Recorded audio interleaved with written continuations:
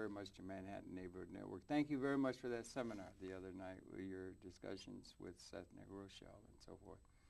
And I might add, for an illustrious career, I was at your website last night, and it's rich beyond belief in terms of you've been very, very busy. And welcome very much. Thanks for the opportunity. My pleasure. And welcome. Welcome to you in the audience. It's a pleasure to welcome to the program Richard L. Garwin. And he is a scientist, and he's been for a very long time. We're going to talk about it.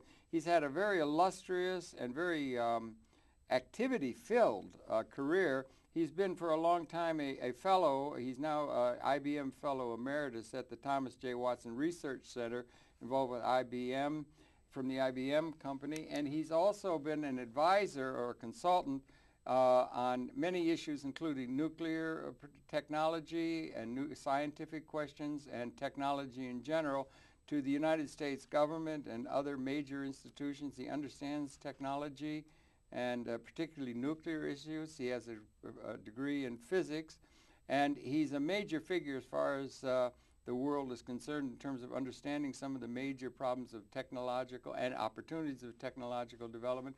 Dr. Garwin, thank you really very, very much for coming in. Great pleasure and honor to welcome you to the program. Good, thank you. Wonder if you might share with me, if you could, with the audience, your own background, wade into it, as it were, where you were born and raised, that sort of thing. And then we could talk some about the major technological questions and questions of energy and so forth that you're familiar with. But your own background, born and raised, education, if you would, please. I was born in Cleveland, Ohio, April 19th, 1928, and went to the public schools in Cleveland and then in University Heights, where my folks moved when I was 12 years old. It was during the Second World War. I graduated from high school in 1944 and entered Case, what's now Case Western Reserve University. It was Case School of Applied Science when I entered. It was Case Institute of Technology when I left. I guess rather than... Made a change while you were there. You changed things, did you? Rather than pay the rent, I guess they changed their name.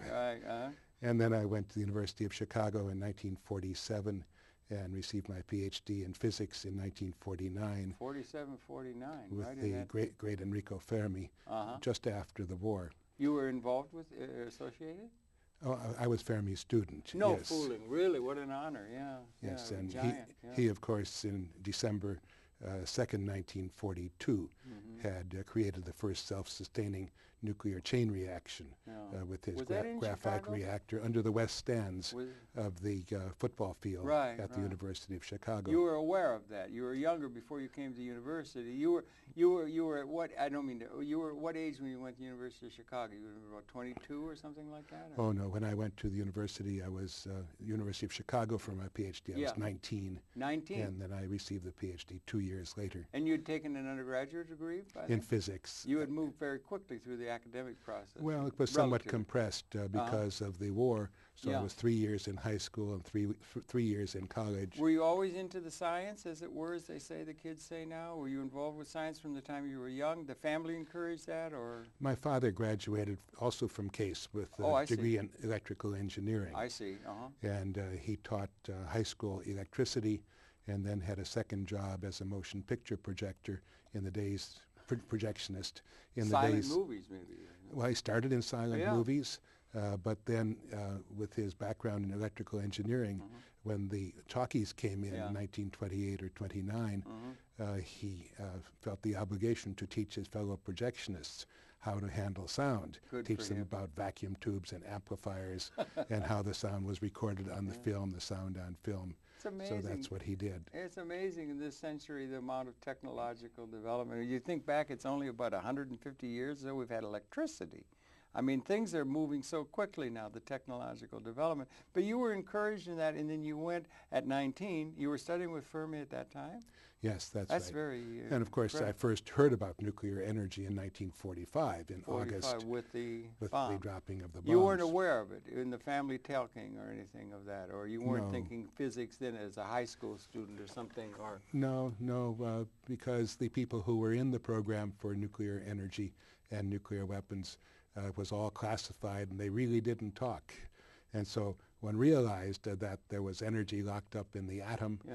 But what was known then, a great man of physics in England said, anybody who says that you can get energy out of the atom is talking moonshine. Somebody great said that? Yes. But I mean, if you were interested in the science and like a special theory of relativity, 1905, we had inflection points in terms of the evolving intellectual understanding of things and so on. And you were interested in physics, there would have been some knowledge of the structure of the physics of the atom and that sort of thing that was generally part of your understanding. And what got you involved in physics? That you went to physics, you could have studied veterinarian science or something. Well, my father, after he stopped teaching high school, he was still a motion picture projectionist, so he opened a small company with his brother and sold and repaired sound equipment and movie equipment for industry and high schools and universities. So he had a shop behind the garage in our suburban home. Lots of vacuum tubes and things to experiment with. And I learned how to deal with these things, and made some innovations myself. So it was easy, and I liked it. And I really didn't want to have to work for anybody. That I see. Probably wasn't very good with people. And Oh, science. you liked the lab then? Yeah, science seemed to be the way to go. Science, and through from the electronics and that kind of thing. Yeah. One of my professors in college at Case wanted in the worst way for me to go into mathematics, but I was really more interested in doing things with my hands than I was in thinking things through. Mathematics is very important to physics, isn't it? There's an awful lot of It's important to a lot of other things, too. A lot of the basic grounding of the science. But there are mathematical physicists and people who do quite well without a lot of mathematics. Fermi himself was not a great mathematician. He said he could solve only 5 or 6 problems, but he could convert any other problem into one of those problems. So he was extremely good and accomplished and understood everything he needed to understand. You think mathematics is a basis for the sciences in a foundational kind of way or not? Or is it mathematical? Or there are other things, of course. If we're talking about the division, who was it that wrote the book, C.P. Snow, Art and Science and the Division and that kind of thing? Well, he wrote The Two Cultures. The Two Cultures, yeah. And, he was a British functionary, and but I used to have lunch every day with the folks on the physics faculty and mathematics faculty at Columbia University, because I've been an adjunct professor of physics. That's later. There, right, since I moved to New York in 1952. You moved in 52. So I was on the faculty at the University of Chicago for 3 years. And ever since 1950, I've been spending really about half my time working with the U.S. government on matters of technology and security. Yes, I know. Initially, I was at Los Alamos, the Nuclear Weapon Laboratory in 1950, and then I really liked doing that sort of thing part-time, and I was good at it. So when I came to IBM in New York in 1952, I arranged to have in my employment contract that I could spend a third of my IBM time working with the U.S. government. And IBM would only know after the fact, if at all, what I had been doing. Was that because it availed you of research capability, or is that what was attractive to you in terms of that activity, that government activity, or were there opportunities there that weren't there in the private sector, or what? I just liked doing it, and I thought I could help the country. And that which was being done there was not being done within the private sector? No, they were making nuclear weapons at Los Alamos, and so I could help with the design of nuclear weapons, with the innovation in testing nuclear weapons, in instrumentation, in measuring the reaction cross-sections that were fundamental to the hydrogen bomb. And then the next year in 1951, when I went back in the summertime, it was just after Edward Teller and Stan Ulam had made their major invention, which of course can be talked about now for many years, but it was very secret at the time. 51. 51 they were working on it. They published it in a secret document at Los Alamos, March 9, 1951. And the first thermonuclear it was the radiation implosion. I see, right, okay. And it was the first example, or the first demonstration of it was in what year, 54? No, November 1, 1952. It was 52? So you were there? I was there. At the spot, I had done the design, that is the architecture. Had you worked with Mr. Teller or Dr. Teller? Yes, he was a professor at Chicago. Were you closely associated in a friendly way? Yes. And in fact, in 1979, he had a heart attack, and he called his friend Jay Keyworth to come with a tape recorder because he wanted to set history straight on several things. On what? And he has, of his 20-page testament, he has 2 or 3 pages about my role in the hydrogen bomb. No, really? That's a lot. He says that in a very short time, in 2 weeks in the summer of 1951, he had asked me to devise an experiment to prove that the radiation implosion would work. And instead I decided that the best way to show it would work would be to build a full-scale hydrogen bomb, so I designed it in detail. And it was tested 15 months later, in incredibly short time. It was an 80-ton monster, was tested vertically on the island of Eniwetok, and at a yield of 11 megatons, 11 million tons of high explosive, almost 1,000 times the yield of the Hiroshima bomb. Holy mackerel, amazing. Yeah, a whole other thing. And you were very involved in the design level of the basic science of creating that. Yeah, not only the science, but the engineering. And the engineering. Because I had worked with liquid hydrogen and liquid deuterium in my pure physics work at the University of Chicago. So your work in the government had to do with your interest in atomic energy and the development of the systems that we understand from atomic physics. Well, I was interested in helping the government do whatever it wanted to do, so long as it was legal, and most of the things that the government does are legal. Yeah, most of the things they are legal. Yeah, that's right. Did you know Robert Oppenheimer? Or? Not very well. I met him half a dozen times. Did you have any qualms about the, as he did come, or I said that Mr. Einstein, as I understand, was upset when they exploded the atomic weapon, that it had such disastrous potentials for destruction. Did any of that affect you? I don't mean to necessarily put you on the spot. Were you affected with any thoughts about that? No, I wasn't influenced by that. And even now, people ask me, and I don't. I try very hard to control nuclear weapons. I try to reduce their number. I try to reduce the probability that they will be used. And I began to do that in 1953 or 54. That early, yeah. But it's a very interesting story. If you look on my website. Yes, I have. It's very rich. There's a lot there. Yeah, I gave a talk November, well, it was, I think, April of 2005. And that was 40 years after Oppenheimer gave a talk in November of 1945 he ran into trouble. To a joint meeting of the American Philosophical Society and the National Academy of Sciences.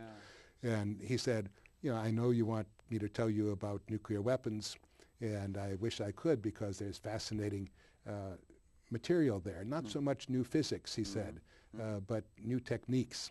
But I can't because of classification. Yeah.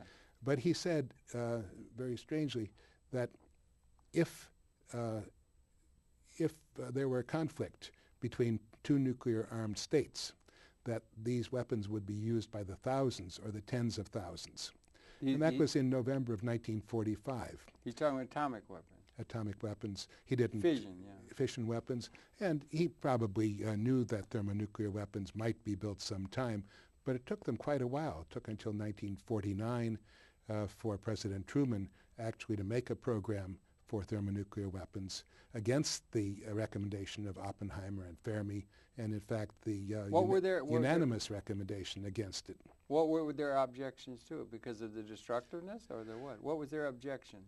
At that level, when it was not even known that it would work and that sort of thing. That's right. In fact, they were following a false lead. They were following the lead of Edward Teller to make a so-called classical super, which might be a cylinder 1 meter or 2 meters in diameter of liquid heavy hydrogen, liquid deuterium, some meters long. And that really doesn't work for reasons that became more and more apparent. That was the design system. But I mean the question, was there objection in the early stages before Chicago? Well, particularly when it was done about that we will not, and was it a case that when they did that there were some people who thought it was going to burn up the atmosphere? Well, 2 questions. And there were a couple of people who took obsession and they still did it? And no. No. Okay, that's a tale. The General Advisory Committee to the Atomic Energy Commission recommended to the Commission and to the President that the super weapon not be built. That was in 1949. 49. And two of the members went further, and they wrote a minority report, Fermi and I. Rabi, professor of physics at Columbia University, both of them Nobel Prize winners eventually. Fermi received his Nobel Prize in 1939, and he left Italy to receive it. He took his wife and daughter and son with him, and then never went back to Italy because his family, his wife's family was Jewish, and so they really feared the race laws had just been passed in Italy. What year were you saying? 39. 39, yeah, it'd be a bad time to be in Europe, or in that part of Europe. 1939 was, I guess he came to the country in January of 39, and so probably he received the Nobel Prize in November of 1938. I see. And Rabi, I think, received his after the war. But in any case, they had a minority report to the GAC. And that was over the fusion. And over the fusion, the super bomb. The and atomic bomb. Fermi and Rabi said it's an evil thing in its own right because it has unlimited potential power and could destroy whole civilizations. Okay, that's good. Did they say that in the Manhattan? You were not there at that time, but the Manhattan early days when they didn't know, they were going to test it in Chicago. Were there people taking the stand that we should not be pursuing this avenue, even though that letter from Eisenstein went to Mr. Roosevelt and so forth? Or was there ever a question at a moral level? No, about unleashing not in making the atomic bomb. No. Because scientists can be pursuing something and not being concerned with the consequences of its geopolitical significance. You have to remember the context. I mean, we were fighting a war against Hitler and then against the Japanese. And he was hell-bent to get that, wasn't he? He had a minor program, but he did not have really competent scientists, and they probably did the right thing, you know, from the Nazi point of view, in not pursuing it because it would have diverted enormous resources and been ready only after the war. Yeah, they had a lot of science. They had a lot of research in missile technology. Yes, well, the missiles they actually fielded with the V1 buzz bomb, the pulse jet engine, and then the V2 pure rocket, which was the foundation for both the Soviet and the U.S. programs after the war. Now, as for the atmosphere, Edward Teller had some idea about the time, 1945, that the nuclear weapon was about to be tested in New Mexico, that it might ignite thermonuclear reactions in the atmosphere. Teller thought that. And Hans Bethe showed that this could not be. And it's often quoted, but never had any probability of happening. But did Teller actually think that, or what he thought it, and he made some suggestions. He was a pretty advanced fellow. Yeah, Teller was an extremely clever person. Yeah. But as he said, you know, he has lots of ideas. 90% of them are not good ideas, and of the other 10%, maybe only 1%. Are worthy of consideration. Are worthy. Yeah, that's kind of funny. Because the question comes up, and then it's interesting because I don't know exactly how much you get into biology and that sort of thing. You've got such a resume. It's just it's unending. You've done so much work. But, I mean, we get to a point now, we're at a point now where we have a unique capability as a species to extend our consciousness into the environment in the form of technological extensions of it. I don't think many creatures can do that to any great dimension. No, we make tools and we have shelves to put them on and books to tell one another how to work. Yeah, that's right. And so it requires a rather stable society that has evolved a lot and hands that can grasp things. Yeah, we got that too. A lot of advances. So we've been able to make telescopes and microscopes. Yeah. And you know, atomic force microscopes and all kinds of wonderful things. I saw from Michio Kaku they had a telescope that took a picture. He claimed they had a picture in the book. He wrote this book recently on string theory, and he worked with Green on that, I think. And he had a picture of the shock wave after the Big Bang, under 120,000 years after the Big Bang, 14.7 billion years ago. And they got one that's going to be in place around 2011 that's going to take a photograph of the shock wave 1 second after the moment of the Big Bang, 13.7 billion years. That's pretty sophisticated capability of taking the measure of things compared to, let's say, a crocodile. Yeah, well, it's You know what I'm because we saying? can build and build on things that we have built. Yeah, in a unique but kind of it way. well, we could. Mhm. Whether we will be able to do so in the future depends on the survival of civilization, and that's not guaranteed.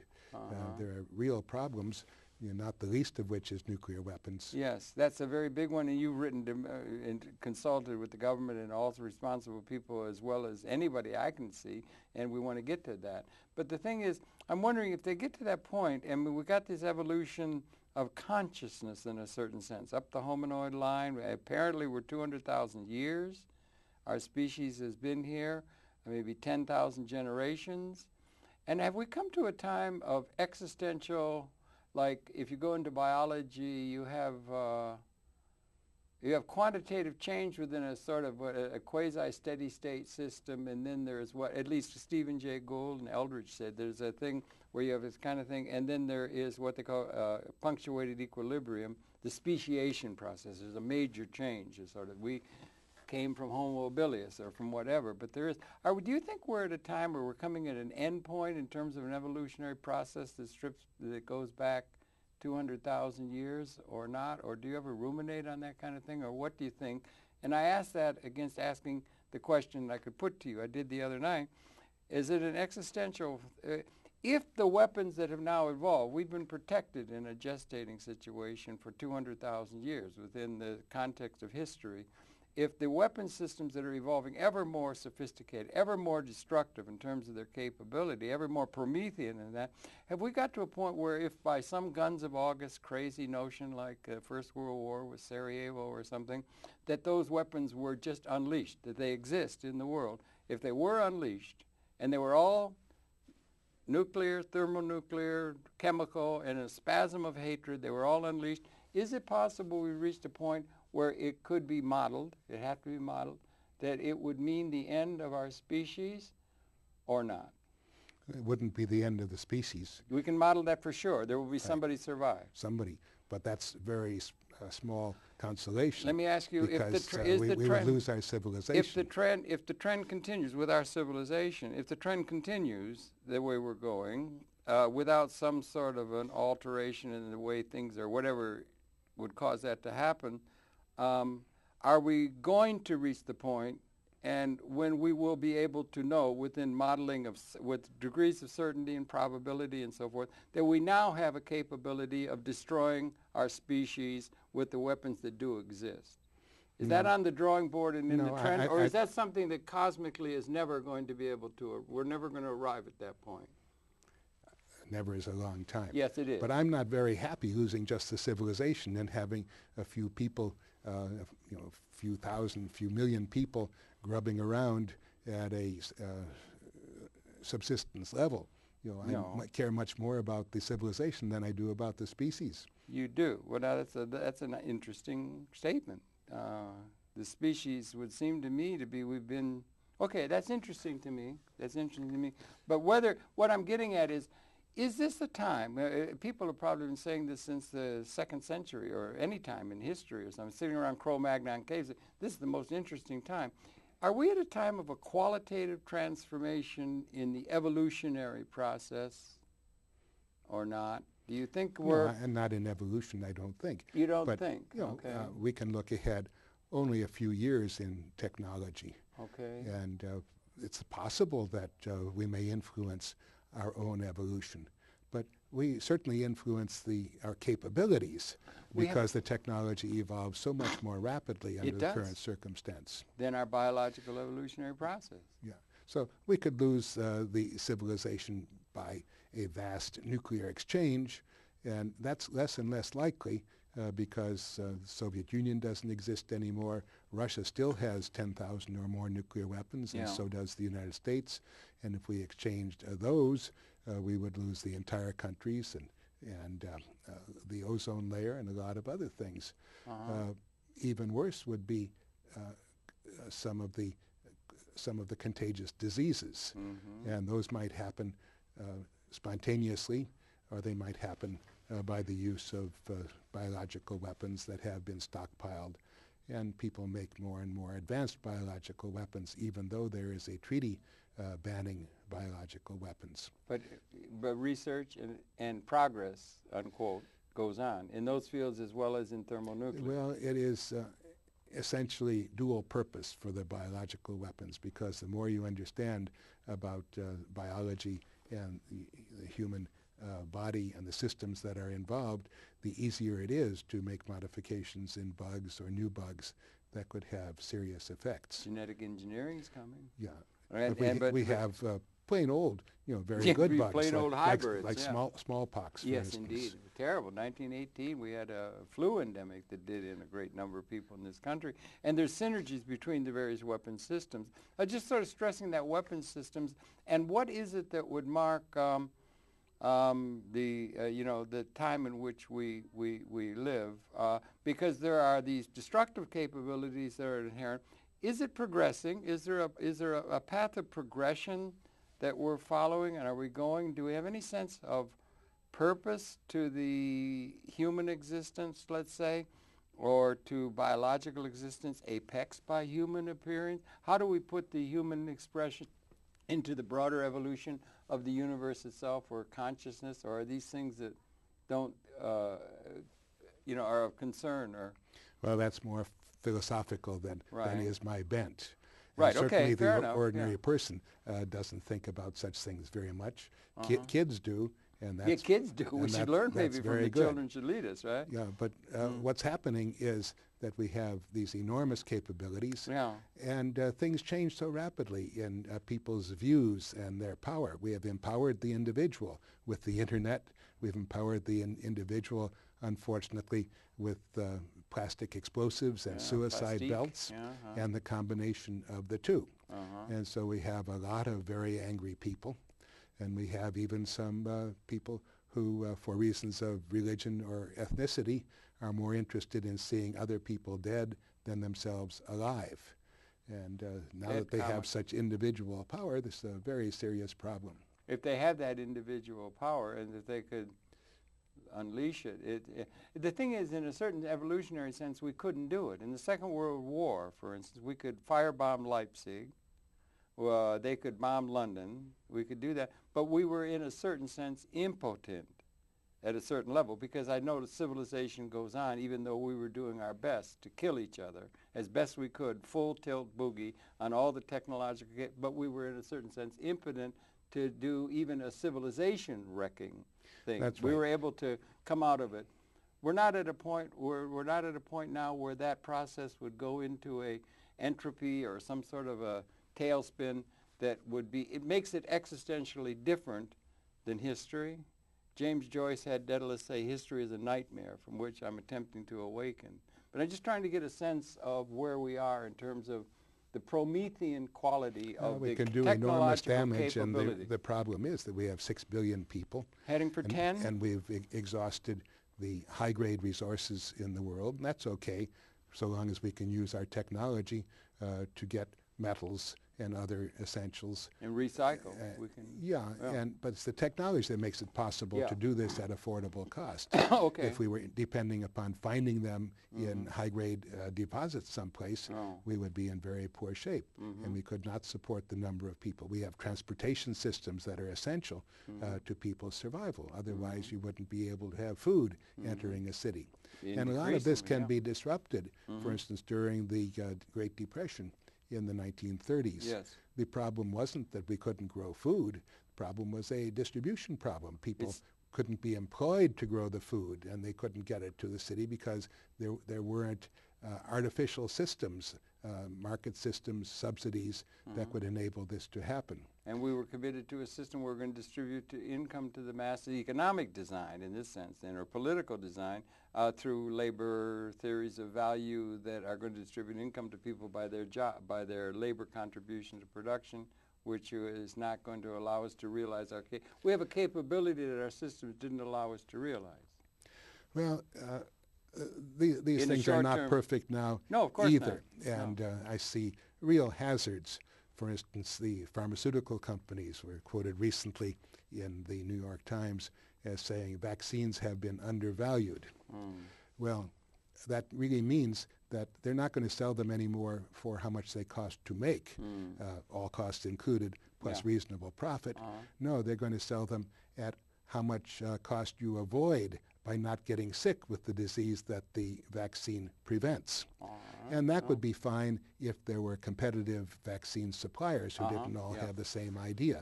But with the long times involved and the big expenses involved in trials, field trials, it makes it very difficult to have a truly competitive market. And that happens in cereals that you buy on the shelf of supermarkets, and all kinds of things. Unlike most consumer activities such as automobiles, video cameras, and electronics, computers, whatnot. And there's true competition now, and everything is bought at decreasing prices and in the computer increasing realm, value. Amazing. Yeah, it is amazing what they. I suppose you were around IBM. You've been around IBM, so they used to have a room the size of this with vacuum tubes to make the first Turing machines or some of the first machines I'll that tell came. you, I mean, the development is now down on a tiny chip, and it's going to go down into nanotechnology. In 1965, I was Director of Applied Research in the IBM Research Division. And one of the first things I did was to make a decision that had been hanging for a while. I bought a memory bank, one memory bank for the entire research division. It was what year again? Sorry. 65, 42 years ago. Okay, yeah, right. It was half a megabit, and it cost $500,000. Wow. So it was $1 per bit. Now, your computer, you buy a computer, it comes with a gigabyte. That is almost, 8 billion bits. It does not cost you $8 billion. Not hardly. In fact, that amount of memory costs you about $100 instead of $8 billion. So factor 10 to the 10, factor 10 to the 8 less per bit, factor 100 million decrease in cost. Staggering, yeah. And of course, incredible. I don't think there's anything else that marvels that in terms of the economics or the staggering efficiency of design and so forth is coming out of our technological advancement than the technology of communication. That's right. And then there are communications and software, the World Wide Web, which grows on itself. But many, many people now innovate. In the old days, there were thousands of people who could do programming. And they were doing machine language programming or assembly language programming. Now there are compilers, there are application programs. You don't need to do programming. Everybody uses spreadsheets or word processors or whatever, and all they need to really know is what they want to do. They don't have to know the details. Could you have programs that would write programs? I wrote a few programs myself. No, there are programs that could write programs. That write, yes, there are. Or expert systems or something where they can just, how far can we go that way in terms of having the computer systems be able to become autonomic, as it were? Well, a lot of that goes on now, where you provide I suppose parameters to a program, and so it makes a new program tailored to the application. Yeah. And that's something you've been involved in, I suppose, at research at the IBM. Yes. You've always still been interested in physics. You waded into the sciences through the physics. That's right. Well, I've been spending since 1950 about half my time actually consulting with the government on national security and technology. Thank you for that. Thank you. Yeah. And another quarter has been in physics, particle physics, condensed matter physics, liquid helium, superconductors, and such like, gravity waves. And about the other quarter has been in technology of various kinds. So I have, I think, 45 U.S. patents in communications and computers and 500 energy. papers or something? Or? Right, something like that. I mean, real papers. Well, some of them are not real papers. They're not really? They would be regarded, they're in policy rather than physics. But you've done a great deal of advising of the governmental process and the people in it. Guy Ford Stever, the National Science Foundation, Office of Technology and Office of Science and Technology. Guy Ford Stever was there, I think. Yeah, he was in the later days of the Office of Science and Technology. So you've done a great deal of advising of the governmental process and the policy decision-making process on questions of technology. But also not so much on questions of technology, questions of application of technology. Okay. For instance, on the limited test ban Treaty and Okay, the yeah. Comprehensive Test Ban Treaty. Uh-huh. And on airport noise, for instance, I helped bring in the new rules in the late 1960s on airport noise and quiet airplanes Really? and Okay. military aircraft Uh-huh. and the conventional bombs that use GPS, the GPS system itself, Yeah, that's coming And- strong now. Yeah. and fighter aircraft and submarines and many things like that. So, Not to mention early on the hydrogen bomb. right. What do you think is the future of atomic energy? I see James Lovelock of Gaia and so forth, and others are saying that we have a question. Mr. Gore, you're aware of, has the inconvenient truth and the fact of global warming and these kind of things. These are all things you've studied and advised on and so forth. What do you think is the state of things so far as atomic energy? Lovelock, there's a great deal of opposition to it because of the waste material and that kind of thing, and a fear of radiation itself by the general society. What do you think is the future of atomic energy in meeting the electric needs of our grid or of the world society? Well, the United States gets about 20% of its electricity much, from okay. nuclear power, Mm-hmm. and the world about 17%. Mm-hmm. And you could get that up a good deal. We have about 300 full-size power reactors in the world, 103 in the United States, And we have how many in the world? 300 in the world. France has a high percentage of electricity from France atomic. gets 80% of 80% of the from electricity nuclear of power. France comes from nuclear power. That's interesting. Yes, Okay. that's almost the highest in the world. Okay. And they have 58 reactors. We have 103. We get only 20%. We're bigger. But yes, that's right. We have 103 and they have 58. So that's parity. Or we have more. We wouldn't want the And- French to be up on us on that. No, but this is yeah. really a matter of economics. Yeah, You sure. don't want to pay twice as much for your electrical power as you need to. Okay. On the other hand, you don't want to burn a lot more coal. Most of our electrical power comes from coal. Right. And that spews carbon dioxide into the atmosphere. It's pretty well controlled in sulfur oxide and in nitrogen oxides. It spews mercury into the atmosphere. So in short, I'm a supporter of a big expansion of nuclear power. I see. The coal, could there be sequestering or something to be able Oh to yes, I'm deal also with a big proponent of carbon capture and storage, that? The sequestration. technologies are here. It's not Well, they have economic. not been done at full scale yet. Is the electricity given to the French at a higher cost because it's generated by atomic sources than it would be if it were coal? Well, it's at about double the price of Double. our electricity because they don't have a competitive market over there. It's because they don't have a It's all a competitive- government operation. So all those, couldn't those operators of that thing have a competitive thing to that? It's not inherent in the atomic technology that it's overwhelmingly expensive because of the No. cost of the plant or equipment or maintenance or the uranium or anything? No, they produce. I just don't know. They produce at about the same cost as we do. They just sell for more money because they have a monopoly. Oh, They're going to have difficulty maintaining that because there's a question of import from the rest of Europe. yeah. Because France is not big on cogeneration, that is, on having big industry make its own electricity because they need heat, and they can get the electricity essentially free so they can sell it on the market. And they can, to a limited extent, ship electricity from one country to another. Have you all, oh, I'm sorry. So I'm Go ahead, talking yeah, about yeah. expanding from 300 world reactors to 3,000 or even 9,000. That's a pretty big jump, yeah.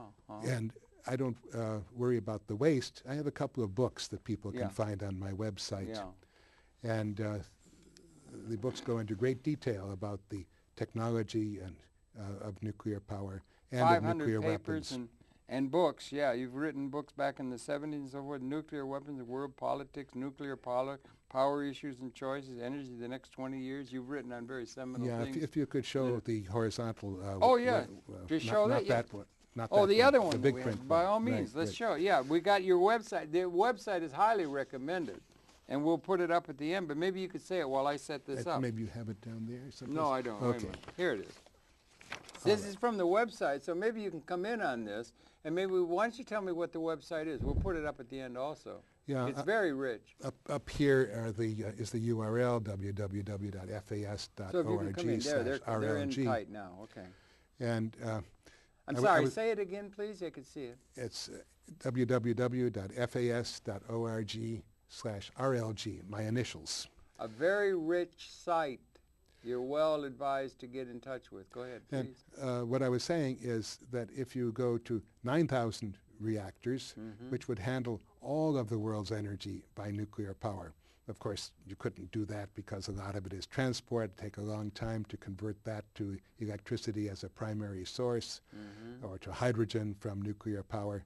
But if you did that, then the 9,000 reactors at about 200 tons of natural uranium per reactor would require about 2 million tons of uranium per year. Okay. And there are only 4 million tons of uranium in the assured reserve. Is there more being found? But there's like a lot proven more. You reserves could and so probably forth? have 100 times that much terrestrial uranium at a very affordable price. And there are 4,000 million tons. So it would handle for 2,000 years a supply need of 2 million tons a year. 2,000 years. 2,000 That's years. kind of a long time. Long time. Yeah. Enough to bring in fusion, pure fusion, either That's what I magnetic was going to fusion want. or... Should I keep showing this page now? I Yeah, go can't to see. page 2. I'll go to page 2, ladies and gentlemen. Here we go. That's right. Here's page 2. That'll and I'll get just down to hold it some up. other things at the bottom. For instance, the bottom one here is conquering pandemic flu by practical measures, and maybe we'll get to that. So what you need for nuclear power is uranium supply, enrichment, which we can build as much of as we need, unfortunately, so can other people, and disposition of the waste. That's not a problem. It's not a problem. A lot of people we have a trumpet that. we have a political problem. And Political problem being who's on the side of what dialectic? well, the Nevadan senators do not want to open Yucca Mountain Yucca ever. Mountain. And I think we And made the a mistake in science, the... what does the science say? Well, the scientists say, put the waste into Yucca Mountain.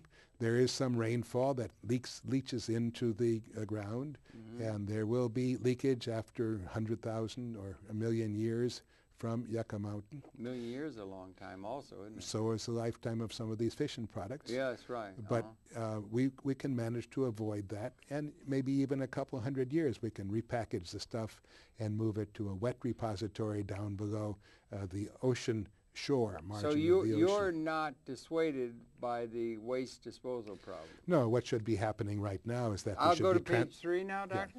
Okay. we should be transferring the waste from the swimming pool storage at the reactors, where it's stored in 30-foot deep pools, to provide cooling and to keep the radiation from escaping, and transfer that to dry cask storage, which is eminently affordable and perfectly safe for at least 100 years. We should have been doing that all along. What's prevented that? Well, kind of the anti-nuclear people and the pro-nuclear people have joined forces, and they've been tussling over Yucca Mountain. Yucca Mountain. But in fact, the anti-nuclear people, more than 100 anti-nuclear groups, have now signed up as of last fall to a petition that says transfer the nuclear waste, the spent fuel rods, from the swimming pool storage into dry cask storage at the they're signing on to reactors. that That's right. And it's really a good thing to do. So there's general agreement on that. Our government really needs to move. So, and ultimately, I'm in favor, I'm totally opposed to the Global Nuclear Energy Partnership that the Department of Energy and the President announced in February 2006. You are. Because it starts with reprocessing and recycling all of the plutonium from the U.S. light water reactors. Okay. This will be the... Could you explain that, please? Reprocessing plutonium. Plutonium is an isotope or something. Yeah, plutonium is an element, and each of our reactors burns, that is, fissions about 1 ton of uranium-235, the light isotope of uranium. That's each relatively year. rare. Yeah, 0.7%. 0.7%. The rest is natural 238? uranium. That's right. And the fuel that's fed into the reactor is 4 or 5% U-235 made in enrichment plants, and we make ours by gaseous diffusion, same as we did during World War II. Most of the other people make theirs by centrifuges that have been much in the news, gas centrifuges. Centrifuges cost more, but they cost much less to run.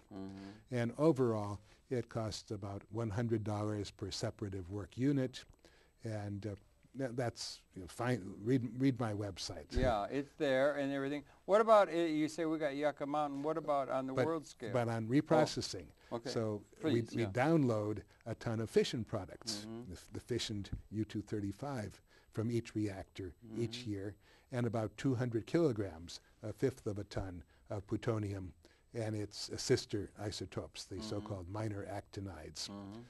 Now, there's some energy in that, and if you recycle it into the light water reactors, you're displacing about 20% of the uranium that would otherwise have been needed. I see. And that means, since it costs money to isolate the plutonium and to fabricate fuel from the plutonium, a lot more than it costs to fabricate fuel with uranium, that imputed cost to the uranium saved is about $700 to $1,000 per kilogram of natural uranium. Well, the cost of natural uranium has been about $80 per kilogram, not $800 per kilogram. So this recycle, reprocess, and recycle is not justified at all in saving of uranium. The French have reprocessed for a long time, and the Japanese are about to start a reprocessing plant that's cost them $20 billion to build. Plant at the same price per ton of feed in the United States would be 4 times as big, well, 3 times as big, and would cost $60 billion. And that's a big hit, and that's why... Absolutely. That's what Ed Dirksen would have called real money. That's right, and that's why I'm against it. Besides, it's less safe and more proliferation prone than simply the once-through cycle. So when somebody can show me that recycle is cheaper, or when they can show me that a breeder reactor is cheaper than a light water reactor. Breeder reactor uses fast neutrons, and it fissions not only the plutonium, but other things that are more difficult to fission. Well, isn't a breeder reactor able to take 238 and convert it to 239 plutonium as a source of fuel for an atomic prompt? Exactly. What is wrong with that?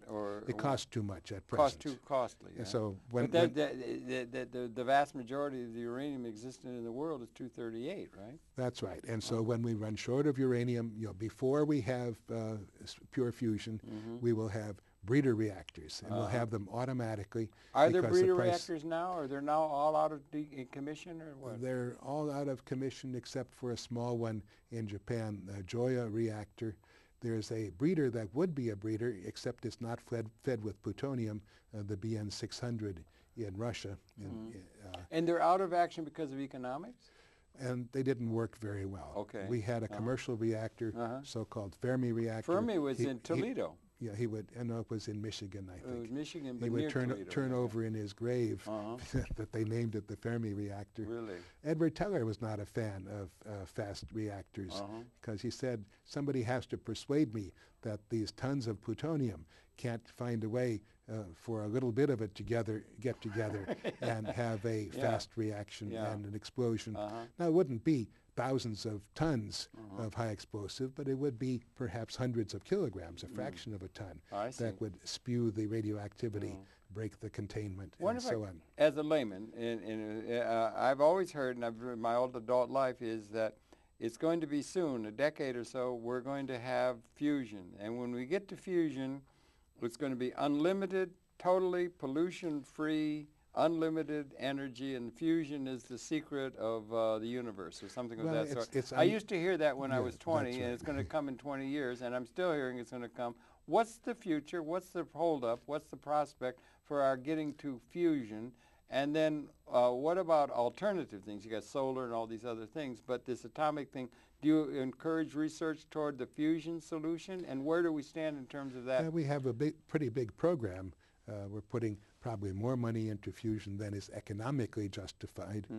And there are two approaches. There is inertial confinement fusion, that is tiny, tiny hydrogen bombs, which would yield about 1/10 of a ton of nuclear yield for each little pellet.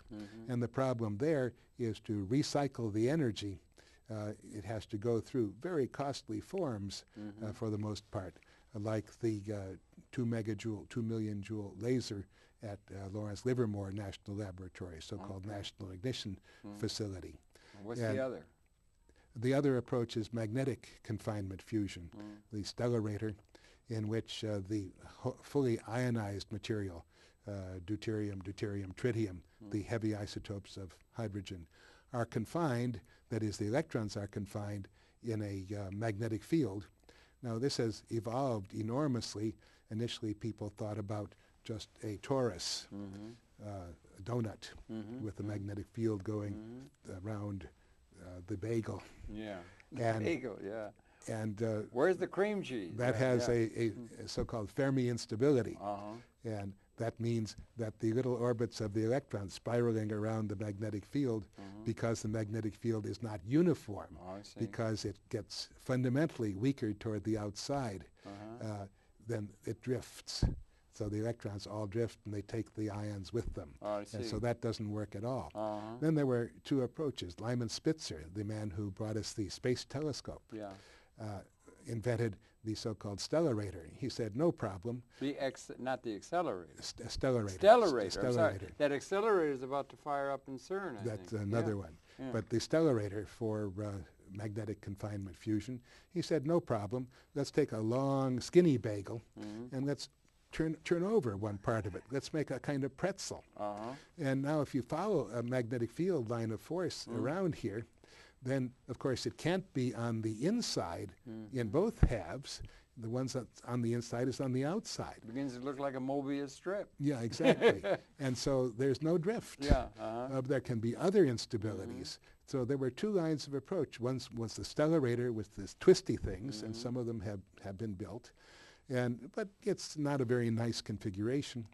And then there was the tokamak, a Russian contribution, which does the same thing, but you take a fat bagel, and now in addition to the solenoid that you wind around it to make the main guiding field, you have some heavy current carrying bars that go around, and they cause the lines of force to twist. So a line of force that was on the outside after a while ends up on the inside. Which is the most promising line of research? The tokamak. Oh, it is. And how far are we before we're going to start realizing unlimited energy at no cost to serve all of our energy problems? How far off are we? I mean, to have anything. Is it ever going to happen? Well, is there and what about the cold ponds fusion thing? Nothing there. Nothing. That's all just hogwash? Hogwash. But we do have a program, and in 10 years, such a large thing will be operating. It's an international program being built in France at Cadarache. France are doing a lot of leading edge research? Well, France and Japan were the two leading sites. Two countries don't have a lot of coal, for one thing. That's right. But, they would do better if they faced this problem honestly. For instance, problem you were both say that they were saving uranium. That's why they plan to recycle. But they only say because they have no native energy resources. In this way, they have energy independence. But no, they have only 20% less dependence on uranium than they otherwise had. And they would be much farther forward if they had concentrated on breeder reactors. Now they have. Japan has a full-size breeder reactor, Monju, that's been down for a couple of years for a sodium leak. France built a full-size breeder reactor, Super Phoenix, that worked on and off a couple % of the time and has since been disassembled and gone back to a greenfield site. They still have a breeder reactor, Super Phoenix, which is used for test. And the research is being adequately supported in your estimation? Not on breeder reactors, no. Not on breeders. But on fusion, yes, and this international ITER, it's still over the horizon. International Tokamak experimental reactor. Thank you for that. And it's still over the horizon. It'll be working in about 10 years, and then we'll know. It'll be working in about 10 years, we'll know. And we'll know. It's been like that ever since I've been an adult. This will be working in 10 years. We're going to know. This is a large-scale thing, and we'll know. But we will know that it is not economical, in my opinion.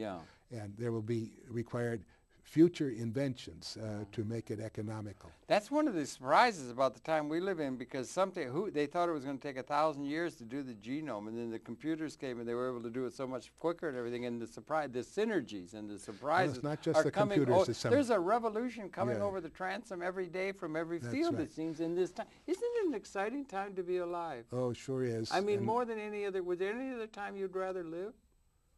I mean, I don't mean to be Oh, I philosophical. might have had a more relaxed life another time. Well, that's nice. But a relaxed life isn't necessarily a life of... Well, I mean, this is a really interesting time of transition. Interesting. It's a terribly dangerous time, and we don't It work. is terribly We don't dangerous. work hard enough. I testified March 29th to the committee in Congress, in the House of Representatives, Just now, yeah. Appropriations Committee that handles the Department of Energy budget, and they had rather negative views. I talked about the reliable replacement warhead together with former Secretary of Defense Bill Perry and former Senator Sam Nunn. Sam Nunn is very responsible. Nunn-Lugar Yeah, fame. he's very good, yeah. That's a big question. I mean, that's a big issue. That Of securing especially Russian uranium and plutonium so that it is not subject to theft and spreading that to other countries. We spend about $1 billion. Black marketeering. You spend Just about $1 billion a marketeering. year on that. Yeah. But we should spend it better, and we should be spending about $3 billion a year and get money from the other industrialized countries, because that bids fair On that issue. to provide on that issue. Ted But they Turner asked me so. what we should spend our money on, what we're not doing, and I said the likelihood of having a terrorist nuclear explosion, not a dirty bomb, but a real nuclear explosion, thousands of tons of TNT equivalent in a western city, that is in the United States, in Paris, London, New York. Berlin, New York. New York. New York would be a prime candidate. It would be. Empire State Washington. Building I live near. That could be a real target. Yes, and instead of having 2 buildings come down, you would have 1,000 buildings come down. And in my 1992 paper, Nuclear and Biological Megaterrorism, on my website, I figure a couple 100,000 people would be killed by even 1,000-ton, that is 1 kiloton, nuclear explosion in Manhattan. Now that's only a 10th% of the population. That would be so shattering, it would just upset everything. Yeah, it's only a 10th% of the population of the United States. But for reasons of concentration, we might close the borders, we might destroy our own society, eliminate the distribution system that feeds us, all because a 10th% of the people were killed. And we don't have to do that. We have to count on that happening sometime, even though we try as hard as possible to prevent it happening. So that's what we ought to really take seriously, in my opinion. Any point in trying to think about creating a world situation where people do not have such deep-seated bitter fighting instincts, so that we would have a liberation or a transformation in a positive sense rather than staving off the ugly? That's what I said in answer to the question. I Well, said, you're part of Pugwash. First of all, you don't want to have all that many people mad at you. Yeah, that's right. And it might and we take should spend a lot more effort and at the avoiding it. You know, it's too bad. We've run out of time. It's incredible. We run out of time an hour. But we have not only destructive, we have an unprecedented capability of meeting the needs of the humanity and the ecosystems and so forth that also has not been available Well, to us out of Einstein history. said, And that's the positive side, and that's what we should be stressing. We have systems, capabilities that our systems don't let us realize in a systems way for providing a way of operating or an operating manual for spaceship Earth. Yeah, Einstein said in 1945, everything has changed except our way of thinking. Well, we ought to start thinking our way of thinking and realizing we have the means of taking that into our hands, a new capability. Thank you very much for all your many contributions. It's really been incredible. You can't, your site, you say the site again, would you, while I'm talking? Okay, page 1 there. Page it's one. www.